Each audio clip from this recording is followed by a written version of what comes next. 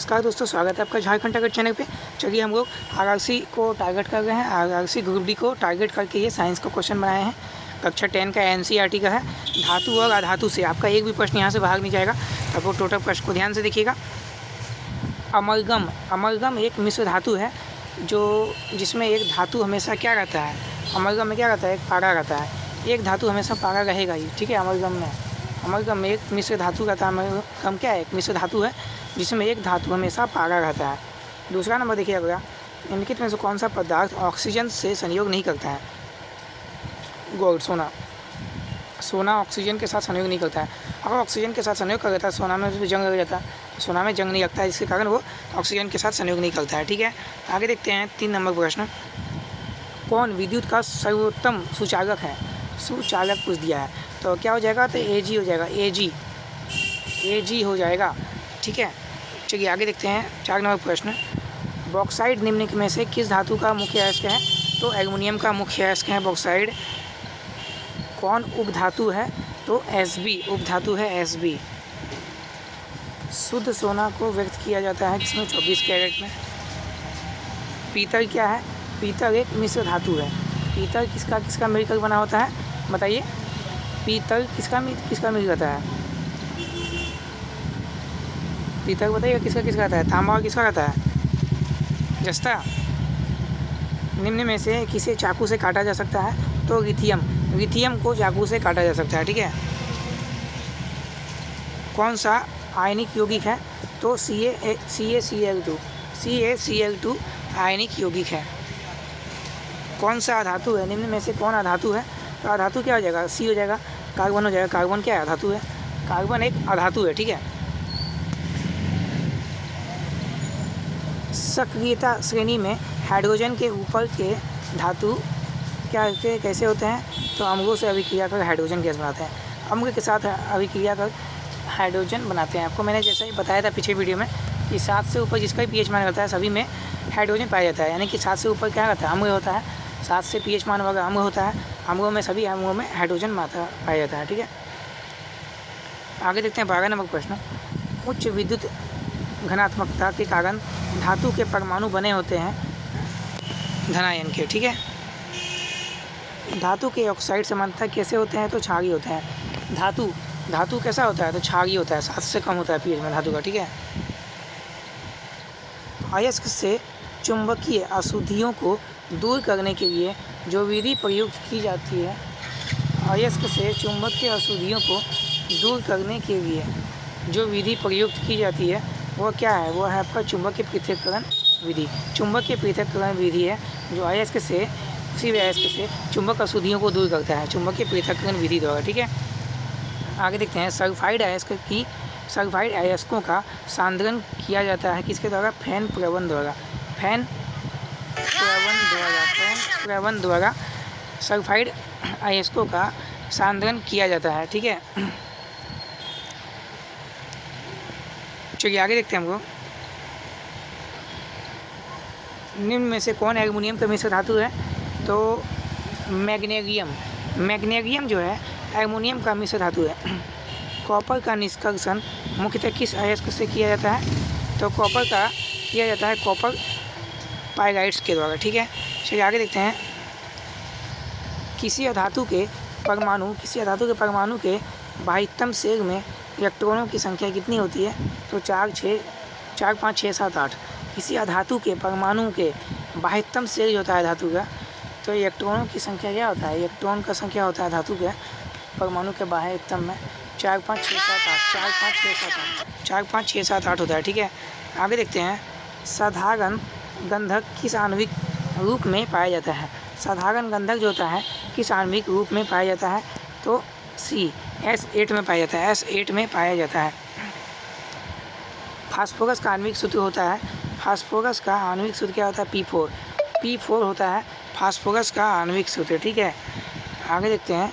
सोना निम्नलिखित में से किस द्रव में घुल जाता है, सोना अम्लगाज में घुल जाता है। अम्लगाज एक्यूगेजिया, हाइड्रोक्लोरिक अम्ल HCl, अम्लगाज का HCl।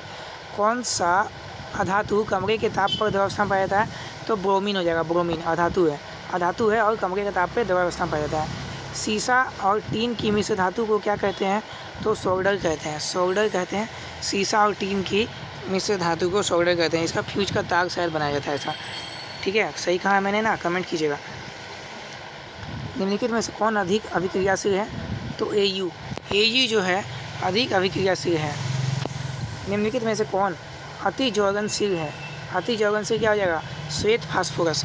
श्वेत फास्फोरस जो है अति ज्वलनशील है, ठीक है। विद्युत अपघटनीय परिष्करण में अशुद्ध धातु को बनाया जाता है एनोड द्वारा। विद्युत का जो अपघटन होता है ना, परिष्करण में अशुद्ध धातु जितना भी होता है ना, अशुद्ध धातु से क्या बनाते हैं? एनोड बनाते हैं, ठीक है। अशुद्ध धातु से कैथोड बनाते हैं। 26 नंबर प्रश्न देखिए, निम्नलिखित में से कौन सबसे अधिक अभिक्रियाशील धातु है? तो पोटेशियम हो जाएगा, पोटेशियम के। वल्कनीकरण की प्रक्रिया में प्राकृतिक रबर के साथ निम्नलिखित में से क्या मिलाया जाता है? तो साधारण गंधक मिलाया जाता है, साधारण गंधक। 1 ग्राम सोना से कितना लंबा तार बनाया जा सकता है? तो 2 किलोमीटर। 2 किलोमीटर तक बनाया 1 ग्राम सोना से। 1 ग्राम सोना अगर आपके पास रहेगा तो कितना लंबा तार बना सकते हैं पता है आपको? 2 किलोमीटर लंबा तार बना सकते हैं। वाह। कमरे के ताप पर मरकरी धातु किस अवस्था में पाई जाती है? तो ये ठोस न द्रव अवस्था, क्योंकि मरकरी क्या हो गया? मरकरी कमरे के ताप पर ब्रोमीन द्रव अवस्था में पाई जाती है, ठीक है। व्यावसायिक स्तर पर एल्युमिनियम धातु का निष्कर्षण किस अयस्क से किया जाता है? तो बॉक्साइड अयस्क के साथ से किया जाता है। व्यावसायिक स्तर पर एल्युमिनियम धातु का निष्कर्षण किस अयस्क से किया जाता है? बॉक्साइड, Al2O3 2H2O, ठीक है। अगला देखिए, लोहे के निष्कर्षण में चूना पत्थर कैल्शियम सिलिकेट यानी कि CaSiO4 का एक यौगिक बनाता है। यह यौगिक क्या कहलाता है? यह यौगिक धातु मल कहलाता है। लोहे के निष्कर्षण में चूना पत्थर कैल्शियम सिलिकेट एक यौगिक बनाता है, इसे धातु मल कहते हैं, ठीक है। आगे देखते हैं, किसी तत्व के गुणधर्म का 2 या 2 से अधिक विभिन्न रूपों में प्रस्तुतिकरण तत्व क्या कहलाता है? तो अपरूपता कहलाता है। धातुओं की प्रकृति कैसी होती है? तो विद्युत घनात्मक होती है। धातु विद्युत घनात्मक होता है धातु, ठीक है। लोहे में एवं इस्पात को जंग से सुरक्षित रखने के लिए आपको पता ही है जिंक का पतला परत चढ़ाया जाए। जिंक यानी कि जिप्सम बोल सकते हैं हम लोग, ठीक है। किस रासायनिक यौगिक को गर्म करने पर प्लास्टर ऑफ पेरिस प्राप्त किया जाता है? तो जिप्सम को गर्म करने पर प्लास्टर ऑफ पेरिस को प्राप्त किया जाता है, ठीक है। आगे देखते हैं, अभिक्रियाशीलता के क्रम में कौन सही है? तो कौन सही है? MgAlZnFe, ठीक है।